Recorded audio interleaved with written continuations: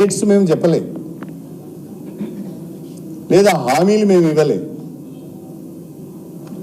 హామీలు మీరు ఇచ్చారు. రాష్ట్ర ప్రజలకు 420 హామీలు మీరు ఇచ్చారు.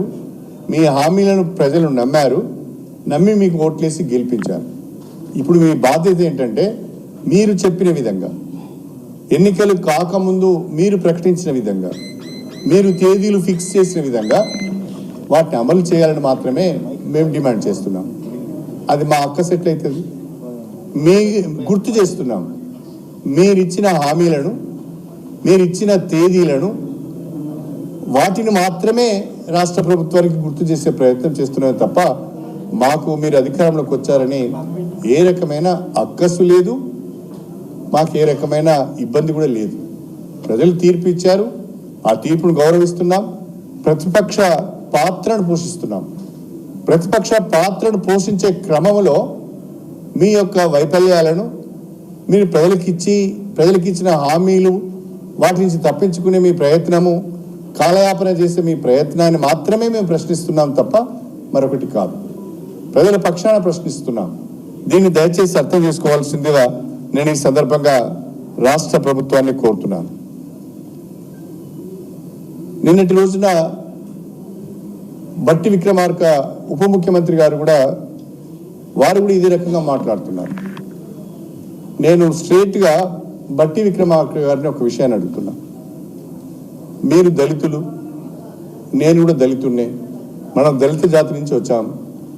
రాష్ట్రంలో కేసీఆర్ నాయకత్వంలో దళిత బంధు అనే ఒక పథకాన్ని మనము ఇంట్రడ్యూస్ చేశాం.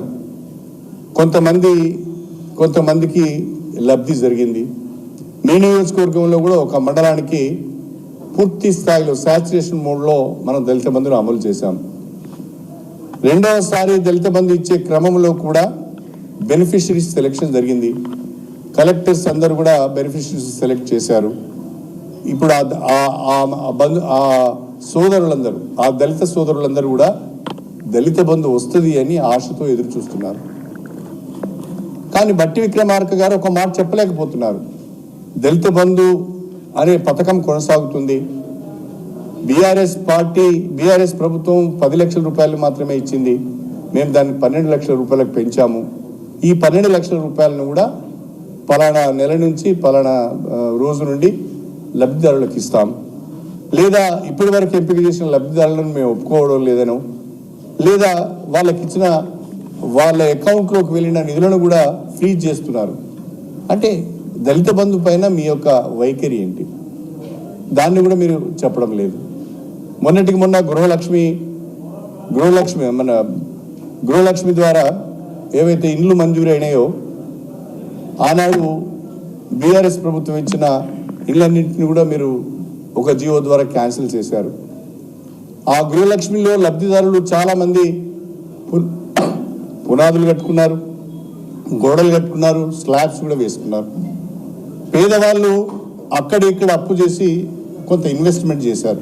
వాళ్ళ పరిస్థితి ఏంటి? మరి ఇవన్నీ కూడా మీరు ఆలోచించాలి కదా. ఆలోచించకుండా అనాలోచితంగా మీరు నిర్ణయాలు తీసుకుంటున్నారు, హామీలు ఇస్తున్నారు. మీ హామీల గురించి ప్రశ్నిస్తే మా మీద ఎదురుదాడి చేస్తున్నారు. ఇది మంచిది కాదు అని కాంగ్రెస్ ప్రభుత్వానికి చెప్పదలుచుకున్నారు. ఇప్పటికైనా కాంగ్రెస్ ప్రభుత్వానికి 6 గ్యారెంటీలతో పాటు 420 హామీలను అమలు చేయాలనే ఆలోచన ఉంటే, చిత్తశుద్ధి ఉంటే వాటిపైన స్పష్టత ఇవ్వాలని నేను కోరుతున్నాను. వాటిపైన ఒక భరోసా కల్పించే విధంగా ఒక వైట్ పేపర్ పబ్లిష్ చేయాలని నేను కోరుతున్నాను. మీరు శ్వేతపత్రాలపైన వైట్ పేపర్ పబ్లిష్ చేశారు, ఫైనాన్సెస్ పైన శ్వేతపత్రాలు ప్రకటించారు, ఇంకా అనేక రకాలుగా పవర్ పైన శ్వేతపత్రాన్ని ప్రకటించారు, జ్యుడిషియల్ ఎంక్వైరీలు కూడా వేస్తున్నారు. మీరు ఇచ్చిన హామీల పైన ఎప్పుడు ఏ హామీని ఏ రకంగా అమలు చేయబోతున్నారో అది కూడా రాష్ట్ర ప్రజలకు చెప్తే వాళ్ళు కొంత నిమ్మలంగా ఉంటారు, కొంత భరోసాతో ఉంటారు. కాబట్టి ఆ ప్రయత్నం చేయాలని చెప్పి కాంగ్రెస్ ప్రభుత్వాన్ని నేను ఈ సందర్భంగా కోరుతున్నాను. మీరు ఇచ్చిన హామీలను, మీరు ఇచ్చిన తేదీలను, మీరు రద్దు చేస్తున్న సంక్షేమ పథకాలను లబ్ధిదారుల తరఫున ప్రశ్నించే ప్రయత్నం చేసినప్పుడు మేమేదో అక్కసు వెళ్ళగక్కినట్టుగా మీరు మాట్లాడుతున్నారు. ఇది పద్ధతి కాదు, భావ్యం కాదు. ఇప్పటికైనా ఈ హామీల పైన రాష్ట్ర ప్రజలకు, లబ్ధిదారులకు స్పష్టత వచ్చే విధంగా మీ వైపు ప్రభుత్వ పరంగా ప్రకటన ఉండాలని చెప్పి మేము డిమాండ్ చేస్తున్నాం.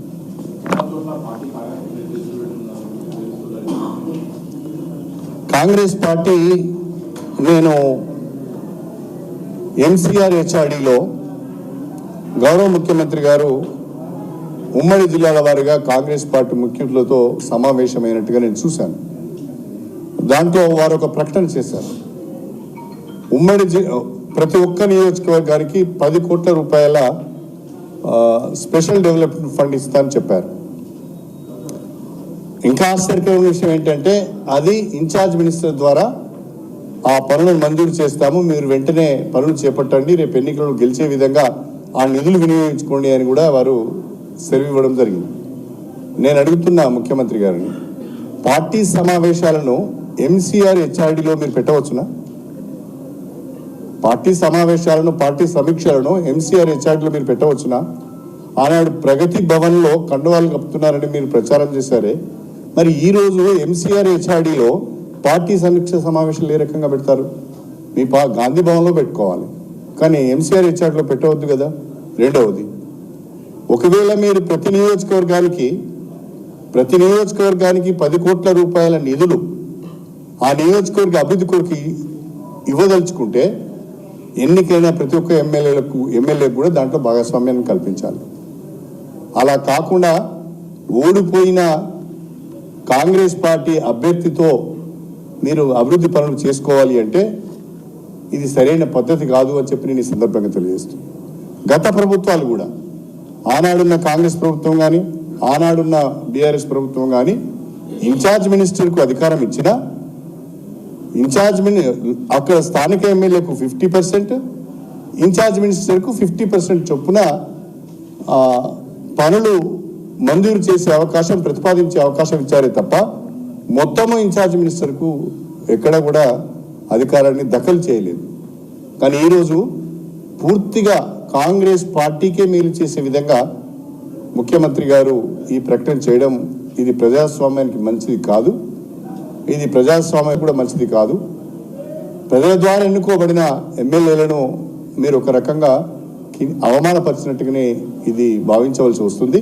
కాబట్టి గత ప్రభుత్వాలు ఏ పద్ధతిని అయితే పాటించాయో ఆ పద్ధతిలో మీరు కూడా ముందుకు వెళ్తే బాగుంటుందని చెప్పి నేను ముఖ్యమంత్రి గారిని కోరుతున్నాను.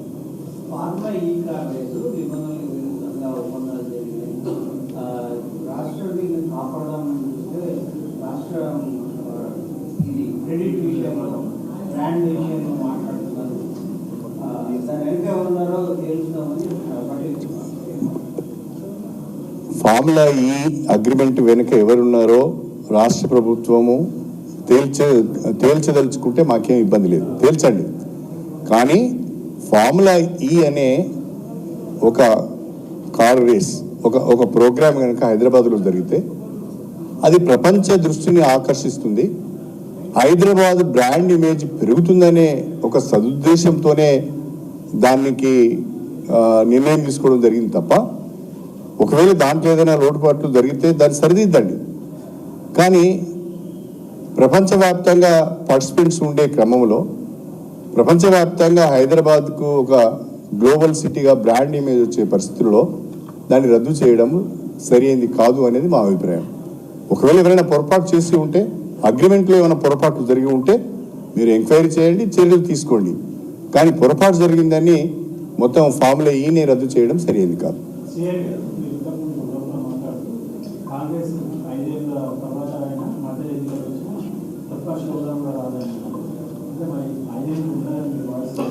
నేను చెప్పింది అది కాదండి. 1989లో ఎన్టీ రామారావు గారు ముఖ్యమంత్రిగా ఉన్నారు. 1994కు వచ్చే వరకే ఎన్టీ రామారావు గారు మళ్ళీ బ్రహ్మాండమైన మెజార్టీతో అధికారంలోకి వచ్చాడు. కాంగ్రెస్ పార్టీకి ప్రతిపక్ష హోదా కూడా రాలేదు అని చెప్పాను. మీకు గుర్తుందో లేదో, 1994లో కాంగ్రెస్కు 26 సీట్సే వచ్చాయి. నేను అప్పుడే ఫస్ట్ టైం ఎంట్రీ అయ్యాను, ఎమ్మెల్యే అప్పుడే వచ్చాను. నేను 26 సీట్లే వచ్చాయి. మీకు బహుశా మీకు చాలా మందికి తెలిసి ఉండాలి, ప్రతిపక్ష హోదా రాలేదు వాళ్ళకు. అయితే నేనేమన్నానంటే 5 సంవత్సరాల్లోనే ఫలితాలు తారుమారైపోయినాయి, ప్రజల ఆలోచన తారుమారైంది. మనం ఎవరం కూడా మా క్యాడర్కి మేము భరోసా ఇచ్చుకోవాలి కదా, మనం ఎవరం కూడా కుంగిపోవాల్సిన అవసరం లేదు, బాధపడాల్సిన అవసరం లేదు. వీఆర్ అగైన్ కమింగ్ బ్యాక్ అని చెప్పాను. Definitely will come back. Thank you.